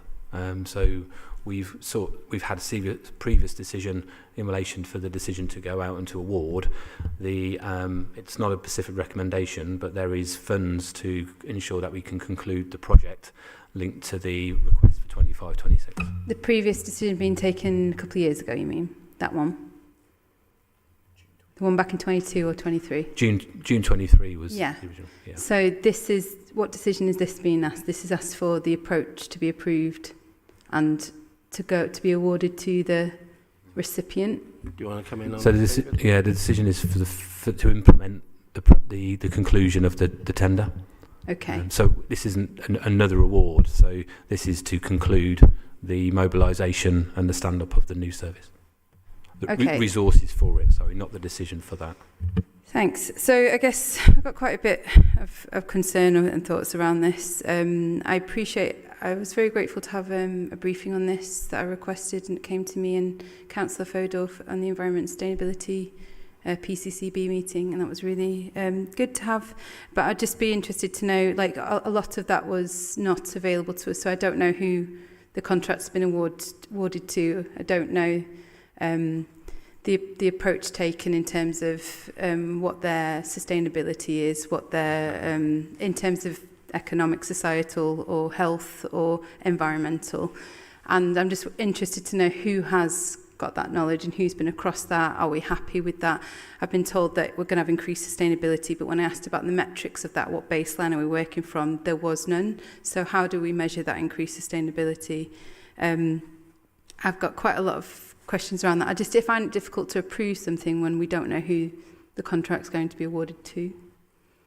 I think what we can do is do a briefing for members just to provide that information, and either provide the reassurance or not, depending on what information comes out. But David, do you want to come in? Yeah, we're going to be working with the bidder on some joint comms, so we can't announce anything yet, but we are working on a briefing pack as well, talking about the benefits of the arrangement and the partnership. So we'll make sure that we spend some time with relevant people to brief you in detail about the wider benefits of the partnership arrangement that we've awarded. Okay, but again, that's the sort of thing I expect to be in an exempt session or exempt material where we can see that information and take a view on it, just like if we were awarding any sort of contract, we would do that. But we've been asked to make a decision blind. I'm assuming someone one of the councillors, Councillor Dyer, I'm assuming knows who the contract's going to and has had a view and had that briefing and had those opportunities to I think it'd test be useful the approach taken. if we can arrange a similar briefing to the briefing I had for other members of the committee. Okay. All right. Yeah, it just puts me in a difficult position in terms of like approving or not approving any decision today. I hope that can be appreciated.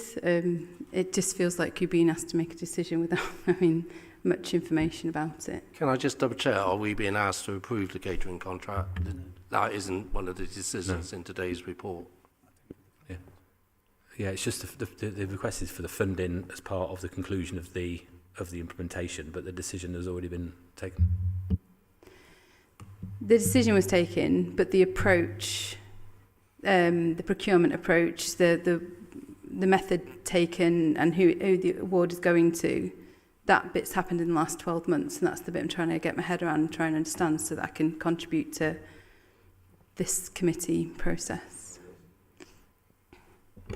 Yeah, I mean, the questions you're asking about the approach that was taken to that procurement are questions that you're perfectly entitled to take an interest in, but I just do think it's important that the committee understands that that's not the decision you're making today. The decision had already been made to allow officers to go off and procure that contract. If you have questions about that, that's absolutely fine, but you're not making a decision today to award that contract. That decision has already been made, and the delegation had already been given to officers to undertake the process. Of course, we can brief you on it, but it's not material to the decision you're making today. But what we can do is do a briefing so that when we go forward with the procurement, officers understand some of the areas that we're looking at in more detail, or that we would expect to be as part of that procurement. Okay. other notes of comment in that briefing that I had, I made it quite clear that it was a bit disappointing that not only had it not been internally consulted on with different departments that work on food, it had worked with a few, it hadn't worked with all. It also hadn't worked with our external partners, our food partnership, on the approach taken. And there are some big asks around food procurement and how we, source locally, think about health, think about employment inclusion, and lots of other things. So I just want to put it on record, my concerns around the approach taken, and that there was very little follow-up with that. And so it'd be good to get some further information and opportunity to feed in and understand the approach taken. Thank you. Okay, no problem. Ian, have you noted that? Any more comments or questions? Tim, I can see you just, you're trying not to put your hand up, but then you... No, I guess one thing that I think we'll just clarify for the committee, we were obviously opposed to the decision to put the bottle yard forward for sale. So by voting for this, we would be voting for something that we'd previously opposed. So that the inclusion of that within those projects is something of a problem for us. Okay, well, what we'll do, we'll go through the items for approval one by one, and then you can vote for, against, abstain as per your conscience and concerns. Any more questions or comments? Okay, so what I'm going to do then is that I'm going to move the motion at the committee. Well, I'm going to move the motion and then do each one by one, rather than doing a motion and then getting a seconder for each time. I think we're all intelligent enough to work out how that goes. So I'm going to move the motion to approve elements of the various approvers going through, which I'll go through and list one by one and take individual votes on each of the items. Do I have a seconder for that? Thanks, Andrew. So can the committee, in terms of the programme, 1, approve the property transformation programme and projects identified in this report? All those in favour, please raise your hands. That's 6. All those against, please raise your hands. That's 3. So that's 6-3.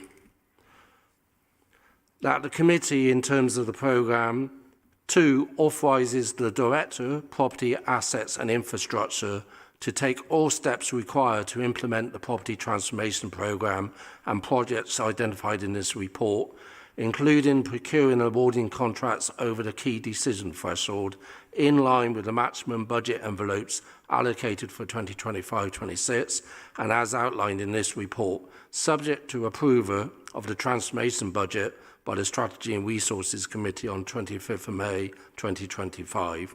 All those in favour, please raise.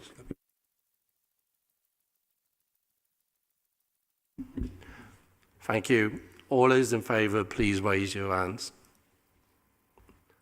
All those against, please raise your hands. 6-3.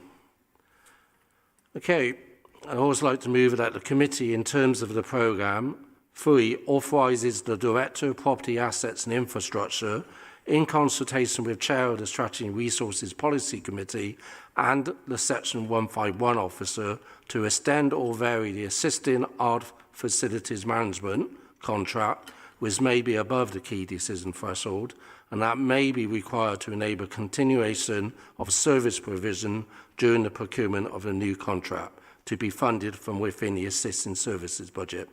Andrew, can I ask you to second that? Thank you, Andrew. All those in favour, please raise your hands. That's unanimous.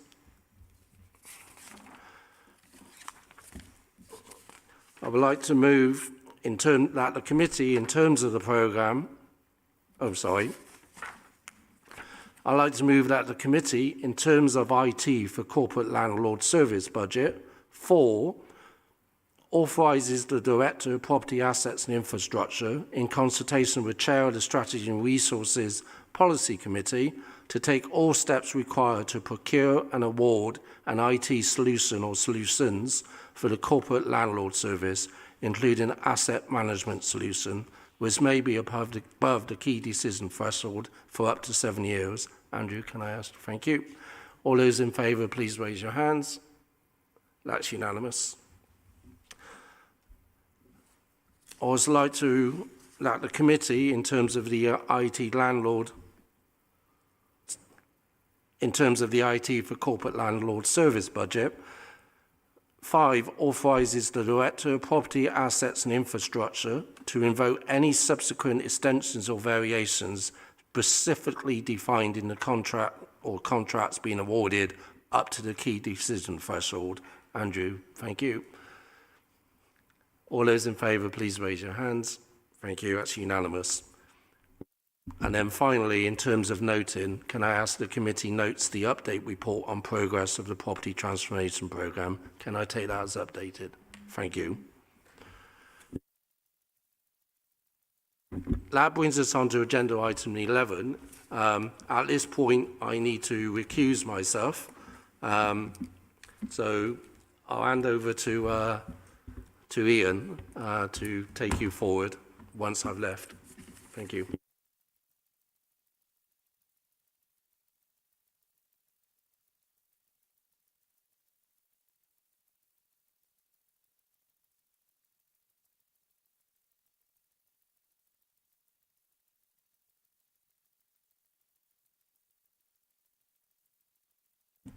Okay, so we just need to elect a chair for the remainder of the meeting for this item. Can I have a nomination for the chair, please? And is that seconded? And are there any other nominations? Councillor Brown seconded. Any other nominations? Can I ask the committee to agree that Councillor Mack take the chair for the remainder of the meeting? Thank you. Yeah.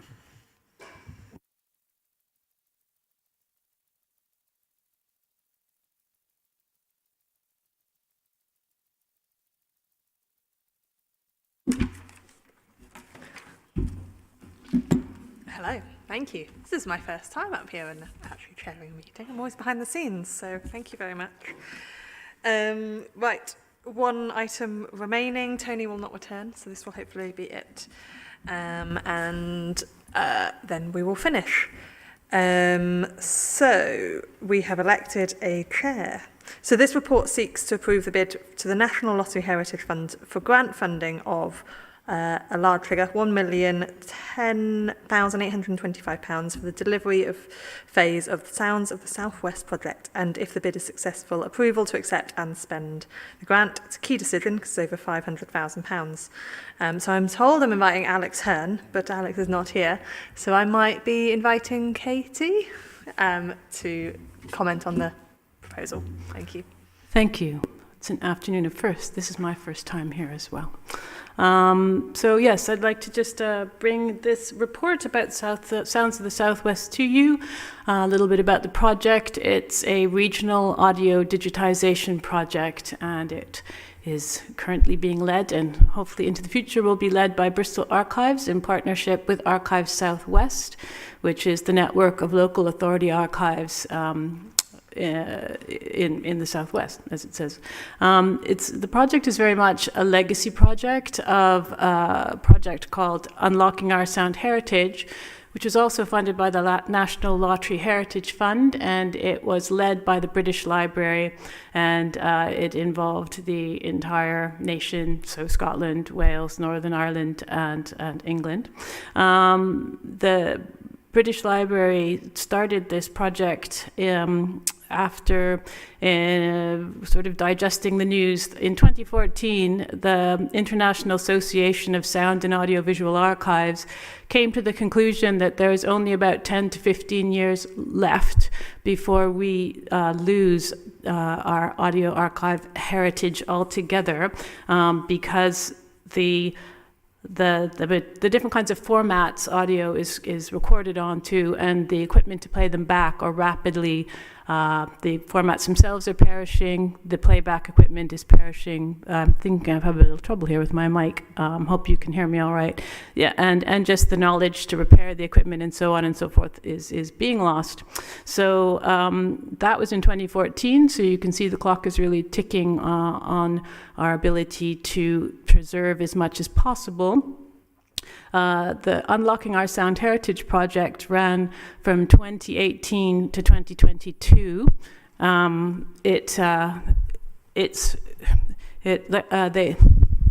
The purpose of that, sorry, I'm a bit flummoxed by this microphone, is we digitized 5,000 audio items from around the Southwest at that point, because Bristol Archives was the hub for the Southwest region for the project.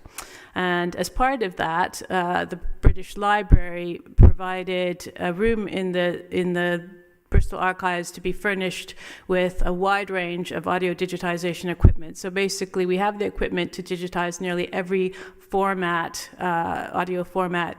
We can't do wax cylinders and some of the rare forms of discs, but we can virtually do all of them. So we've had this amazing resource given essentially to Bristol Archives at that point in time. And despite 2018, 2022 being covered, it's kind of the COVID period, the project was hugely successful, and the kit was left in the archives as a legacy from the British Library. Provided we carried on using it, we could keep it. Otherwise, they would have it back. And I should say that the audio archives that we are preserving are rare, they're unique, and they're very much at risk, as I said. They cover a really wide range of topics. They have unique performances of music or theatre. There's a lot of oral history. They cover minority languages like Cornish language recordings. They just give us a real insight into lost or disappearing ways of life. And they also evidence, kind of casually, as people talk about their lives, social and environmental change over the last, generally, they cover about the last 50 or 60 years, up to more recent recordings. But so Unlocking Our Sound Heritage created a huge momentum and awareness in archives and museums around the country, but particularly in the Southwest. And to build on that momentum, Archives Southwest applied to the National Archives to get a grant to do a scoping study, which uncovered that there are still at least 17,000 items of audio heritage in the Southwest alone that needs to be preserved. So then those items were further refined to 8,000 items based on how at risk the item was, or the sort of the curatorial value of the item. So that became thank you. That became the basis for our bid to the lottery, which, as was mentioned in the introduction, we're in the development phase now. We bid to the lottery and got awarded this development phase grant, and we're about halfway through the development phase year now. It's going pretty well, but we would now like permission from the council to bid for a further 3 years for the project, the delivery phase, which will see us carry on doing more audio digitization and running a really regional suite of community engagement and volunteering programs. And each archive will do their own community engagement and volunteer recruitment, so that it's all very local, community-based, and tailored to local need. The budget originally had a shortfall of about £78,000, but very kindly, the Bristol Museums Development Trust has agreed to underwrite that shortfall. In the interim period, we would carry on doing whatever we can to fundraise that period, but we have that now as a backstop, so there's no cost to the council to agree to submit this bid. And in the future, we're hopeful that the Sound Room will be able to carry on digitizing on a commercial basis and create a small income stream for Bristol culture, and will become a regional centre of excellence, which is an aspiration of ours. And of the 8,000 items that we're seeking to digitize, 3,000 of them are based here in Bristol, so there really will be significant bonus or benefit for Bristol, and lots of new opportunities for local communities to engage in their past. And yeah, I'm a believer that learning more about your past helps to understand the present and inform the future as well. So that will be true for the whole region. But yeah, that's the project in a nutshell. Happy to take any questions. Brilliant. Thank you very much for presenting it so beautifully and yeah, for everything that you're doing on it. Do we have comments or questions? I'll go to you, Tom. Okay, so thank you for soldiering on with the mic. Much appreciated. I wanted to ask a little bit about the direct and positive impact around the equalities, particularly in the opportunities for everyone to participate in their audio heritage. So unfortunately, Bristol Archives have had some recent funding problems with cuts being made in the most recent budget. So I was wondering if there was an opportunity in some of this funding to provide just more general access. It's really good to have the creation of the project website, social media channels, so people can have more access. That's great. But I wondered if there was an opportunity in this project to allow people to have more physical access to go directly there and have an opportunity to review all of this fantastic archival material.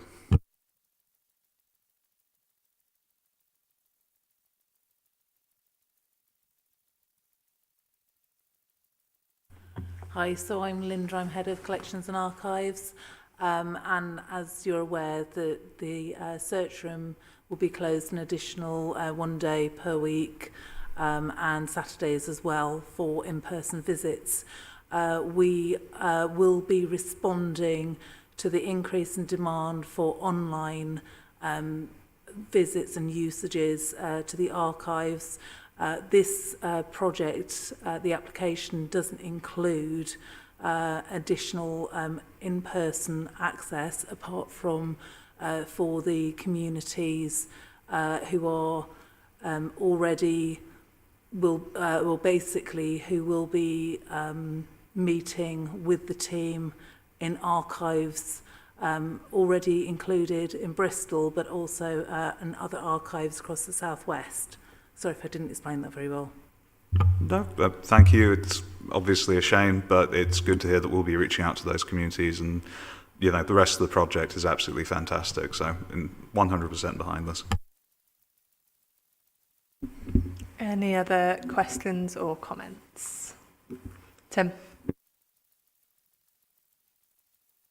Yeah, thank you very much. Thanks, Katie. Sounds like a brilliant project. I'm just wondering how, once we've archived all this material, people know what's there and can then sort of access it. Yeah, so we will be, well, one of the wonderful things and sometimes frustrating things about audio archives is we don't actually know the content until we digitize it and listen to it, because sometimes it hasn't been heard for 40 or 50 years, and sometimes what it says in the box isn't actually what's on the recording. So it's an important process to go through, and we catalog it as part of that. So it will all go on to the online catalog that Bristol Archives has, and we're working on, as hopefully a byproduct of the project, being able to make more material available online, because we'll undertake, part of the project is to clear copyright for some of the recordings, so we can make them available online.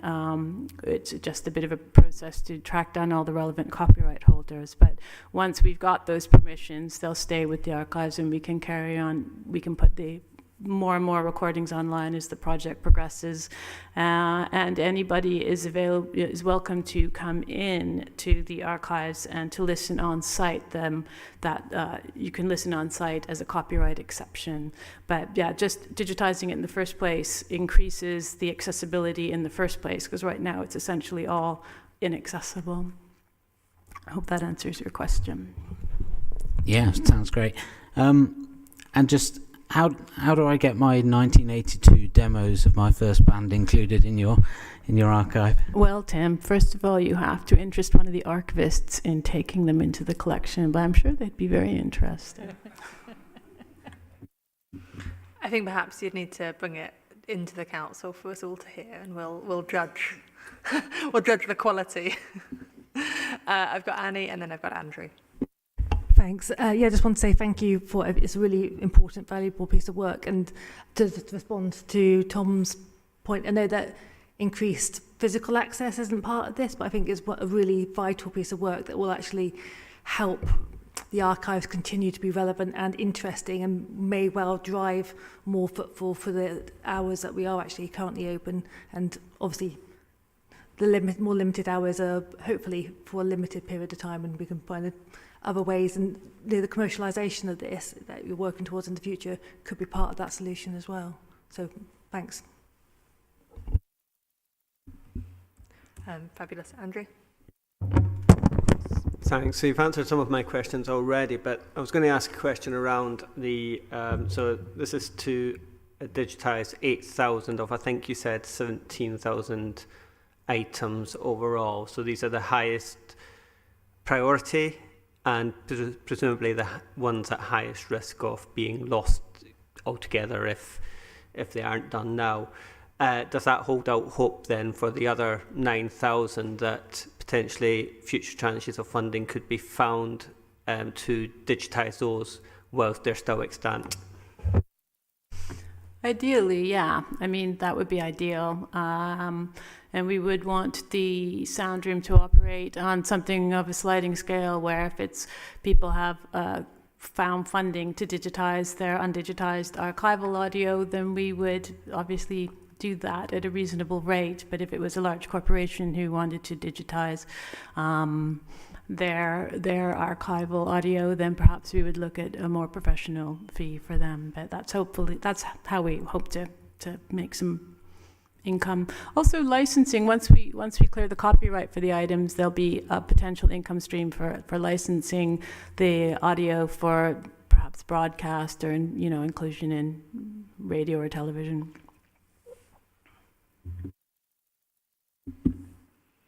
Great, thank you very much. Right, if there are no further questions or comments, I will move us forwards. I am moving that the Committee for Strategy and Resources 1 approves the proposal to submit a bid to the National Lottery Heritage Fund for the delivery phase of the Sounds of the South West, and 2 delegates authority to the Exec Director for Growth and Regen to take all steps required to submit the bid and accept and spend the grant, including entering the grant agreement should the bid be successful. Do I have a seconder? Thank you, Andrew. And can I ask for all votes in favour? Fabulous. So that is 8 in favour. And I think with that concludes our business for today and the meeting. Tony's not returning, so we may leave. Thank you all very much.